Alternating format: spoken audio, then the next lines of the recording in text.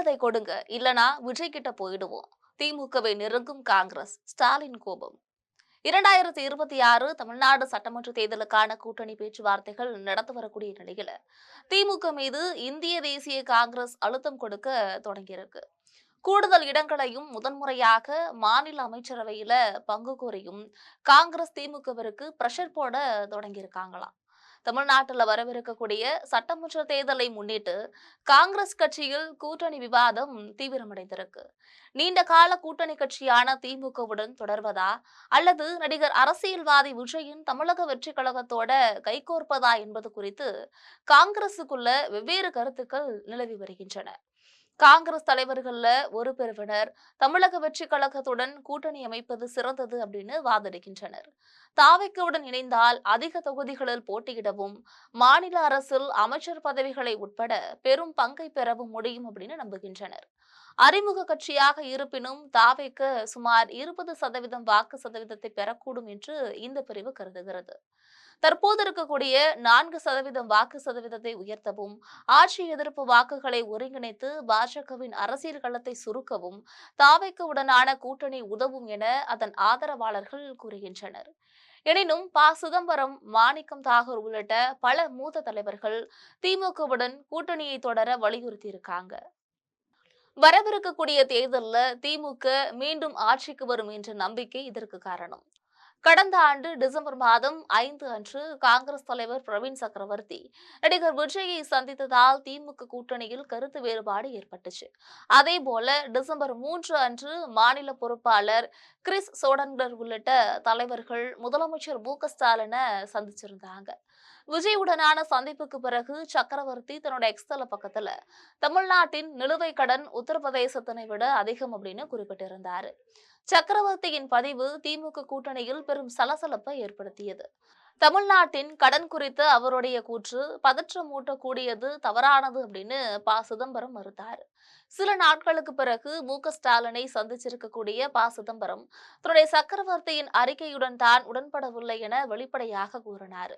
சக்கரவர்த்தியின் கருத்து திமுக கூட்டணியில கடுமையான எதிர்வினைகளை தூண்டியது. கூட்டணியை காப்பாற்ற ராகுல் காந்தி தலையிட வேண்டும் என்று கூட்டணி கட்சிகள் கோரின. ராகுல் காந்தி ஸ்டாலினை சகோதரர் என்று குறிப்பிடும் சூழல்ல காங்கிரஸ் தலைவர்கள் திமுக அரசை விமர்சிப்பது துரோகம் என திமுக தலைவர்கள் கருதுறாங்க. இப்போது மாணிக்கம் தாகூர் எம்பி போன்றவர்கள் ஆட்சியில் பங்களிப்பு கேட்டு திமுகவினை நேரடியாகவே சீண்டி வருகின்றனர். இது திமுகவிற்கு மென்மேலும் நெருக்கடியை கொடுக்க ஆரம்பிச்சிருக்கு. திமுக தன்னுடைய இடப்பங்கீட்டு பேச்சுவார்த்தை குழுவை இன்னும் அமைக்கல. பொங்கலுக்கு பின்னே இந்த குழுவை திமுக அமைக்கும் என்று கூறப்படுகிறது. 2021 தேர்தலில் 25 தொகுதிகளில் போட்டியிட்டு 18 வென்ற காங்கிரஸ் தற்போது 35 முதல் 50 தொகுதிகள் வேண்டும் அப்படின்னு கோரி வருகிறது. எங்களுக்கு எம்எல்ஏ சீட் மட்டும் கிடைத்தால் போதாது, எங்களுக்கு அமைச்சரவை பதவி தேவை, ஆட்சியில் பங்கு தேவை, நீங்கள் மெஜாரிட்டி ஆட்சி அமைத்தால் அது நடக்காது, அதனால மைனாரிட்டி இடங்களில் தான் நீங்கள் போட்டியிட வேண்டும் என்று திமுகவை காங்கிரஸ் நெருக்கடி கொடுக்க தொடங்கியிருக்காங்க.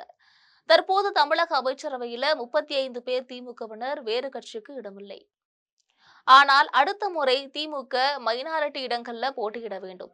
இல்லனா தனி பெரும்பான்மை பெற்றாலும் கூட ஆட்சியில் கூட்டணியினருக்கு இடமளித்த ஆந்திர பிரதேச மாதிரியை திமுக இங்கே பின்பற்ற வேண்டும் என்று காங்கிரஸ் பிரஷர் கொடுக்க ஆரம்பிச்சிருக்காங்க. காங்கிரஸ் தலைவர்கள் சிலர் வெளிப்படையாக நம்மிடத்தில் பேசினர். சட்டமன்ற தேர்தலில் அதிக இடங்களையும் அதிகாரத்தில் பங்கையும் கேட்பது எங்கள் உரிமை அப்படின்னு சொல்றாங்க.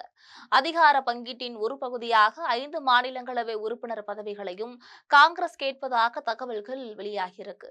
நாங்கள் கேட்பதை எல்லாம் கொடுக்க, நாங்கள் கேட்பதை விட அதிகமாக கொடுக்க விஜயின் தாவேக்க தயாராகி இருக்கிறது. எங்களுக்கு துறை முதல்வர் பதவி கொடுக்க, எங்களுக்கு அமைச்சர் பதவிகளை கொடுக்க, எங்களுக்கு மாநிலங்களவையில் பதவிகளை கொடுக்க தாவேக்கு ரெடியாக இருக்கிறது. இனி நீங்கள் தான் முடிவெடுக்க வேண்டும் என்று திமுகவிற்கு காங்கிரஸ் பிரஷர் கொடுக்கிறதா? திமுகவின் முக்கிய கூட்டணியால விடுதலை சிறுத்தைகள் கட்சியும் அதிகார பங்கீட்டு கோரிக்கைகளை வெளிப்படையாக முன்வைத்திருக்காங்க. நிர்வாகத்தில் கூட்டணி கட்சிகள் ஏன் புறக்கணிக்க நிர்வகிக்கப்படுகிறது என்று அதன் தலைவர்கள் கேள்வி எழுப்புகின்றனர். ஏற்கனவே கூட்டணியில் காங்கிரஸ் நிலைப்பாடு குறித்து அகில இந்திய காங்கிரஸ் கமிட்டியிடம் திமுக விளக்கம் கூறியிருந்தது. கூட்டணி கட்சிகளின் வளர்ச்சிக்கு ஆட்சேபனை இல்லை, ஆனால் ஆட்சி மட்டத்தில் திமுகவை பலவீனப்படுத்தும் முயற்சிகள் குறித்து திமுக நிர்வாகிகள் கவலை தெரிவிக்கின்றனர். முதலமைச்சர் ஸ்டாலின் கூட்டணிக்கு தரும் ஆதரவை சுட்டிக்காட்டி ராகுல் காந்தி ஸ்டாலினை அண்ணன் என்று அழைக்கிறார். திமுகவை நம்புகிறார். ஆனால் தமிழக காங்கிரஸ் அப்படி இல்லை. தமிழக காங்கிரஸ் கூட்டணியை உடைக்கலாமா என்று நினைக்கிறது. அது சரியில்லை. ராகுல் இதில் தலையிட்டால் எல்லாம் சரியாகிவிடும் என்று திமுக நிர்வாகிகள் தெரிவிக்கின்றனர். முன்பெல்லாம் காங்கிரசுக்கு திமுக தாண்டி பெரிய ஆப்ஷன் இருக்காது. ஒன்று திமுக, இல்லை என்றால் தனித்தே கூட்டணி உருவாக்க வேண்டும். அதிமுக பாஜகவுடன் இருப்பதால அங்கே செல்ல முடியாது. ஆனால் இப்போது நிலைமையே வேறு. இப்போது தமிழக வெற்றி கழகம் இருக்கிறது. இதனால காங்கிரஸ் கட்சி திமுகவிற்கு பிரஷர் போடுகிறதோ என்று தோன்றுகிறது. இதற்கு காரணம் இல்லாமல் இல்லை. காங்கிரஸ் கட்சி கூட்டணி பேச்சுவார்த்தை தொடங்கிய சில நாட்களிலேயே அடித்து ஆட தொடங்கியிருக்கு. ஒரு பக்கம் ராகுல் காந்திக்கு நெருக்கமான பிரவீன் சக்கரவர்த்தி விஜயை சந்திச்சிருக்காரு.